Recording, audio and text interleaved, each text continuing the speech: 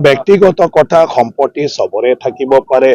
কোনোবাই মানে বেপাৰ বাণিজ্য কৰে কাৰোবাৰ পৰিয়ালে কিবা এটা কৰে গতিকে সেইবিলাকৰ পৰাও সম্পত্তি হয় তাত ব্যক্তিগত মইতো ভাবো মানে ক'বলগীয়া মানে একো নাথাকেগৈ বাকী কিবা যদি আছে তো যিবিলাক মানে তেওঁলোকে অজৰ আপত্তিবিলাক মানে কৰিব পাৰে সেইটোতো সবৰে স্বাধীন আছে গতিকে নমিনেশ্যন পেপাৰতে সবে সব কথা ক'ব পাৰে মানে সম্পত্তি মানে গঢ়াটো বা গ্ৰহণ কৰাটো মানে তোমাৰ বা আই কৰাৰ ক্ষেত্ৰত কোনো বাধা নাই সবটো নিয়ম নীতিৰ মাজত থাকিলে হ'ল বাকী কোনোবাই যদি সম্পত্তি কৰিছো ভাল সম্পত্তি গঢ়াটো কি কৰিব তেওঁ কিবা এটা নহয় কিবা এটা আকৌ দোকান পোহৰ দিব ব্যৱসায় কৰিব আৰু ৰাইজে তাৰ দ্বাৰা উপকৃত হ'ব ঈশ্বৰেতো মানুহক কি দিছে অকল দুসাজ খাই শুই থাকিবলৈ দিছে গতিকে যিমানেই ইনকাম নকৰক সিও দুসাজে খাব আৰু সিও টোপনিয়ে মাৰিব ৰাতি বাকী বেলেগ একো নাই সপোন সিও দেখিব যাৰ ইনকাম নাই সিও সপোন দেখিব আৰু বেছি আছে বুলি একো বেছি কৰিব নোৱাৰে কিন্তু সেইটো এটা আপোনাৰ কি কয় নিচা এটা থাকে সবৰে কোনে কোনটো কাম কৰিবলৈ ভাল লাগে আদাৰৱাইজ সব সেইটোৱে কাৰোবাৰ সম্পত্তি বেছি থাকিলে দোকান পোহৰ দিলে তাৰ দোকানত আমি দাম কমত কিনি খাব পাৰো গতিকে মইতো সেইটো ৰাইজৰ সেৱা বুলি ভাবো আৰু যাৰ পইচা আছে ৰাইজৰ সেৱা হা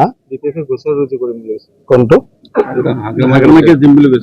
নাই চোৱা সেইকাৰণে মই কৈছো কেছ সম্পত্তিৰ ক্ষেত্ৰতো কেছ দিবলগীয়া একো নাথাকে যদি কিবা তেনেকুৱা ধৰণৰ যদি আইনগতভাৱে কিবা থাকে তাত তেতিয়া সেইটোৰ ওপৰত প্ৰত্যেকজন মানুহে এটা মানে অজত এটা ইয়াৰ ওপৰত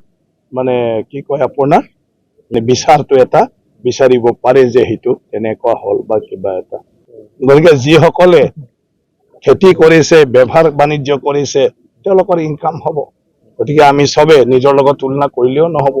আমি কাৰো লগত কিবা নকৰো বেপাৰ বাণিজ্য আৰু কোনোবাই বেপাৰ বাণিজ্য কৰি পেলে উপাৰ্জন হৈছে গতিকে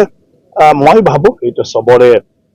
ব্যক্তিগত গতিকে তাক লৈ বিশেষ মোৰ ক'বলগীয়া নাই দেখিব পাৰে দেখাটোও ভাল ৰাজনীতিক ব্যক্তিসকলৰ যদি এটা সপোন নাথাকে ৰাজনীতি কৰাটোৱে বাদ দিব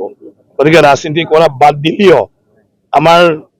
দেশবাসীৰ কাৰণে বেয়া কথা গতিকে তাতে কম্পিটিশ্যন এটা থাকিব লাগে যে দেশটো কোনে বেছি ভালকৈ আগুৱাই লৈ যাব গতিকে সপোন নাথাকিলে কাম নকৰে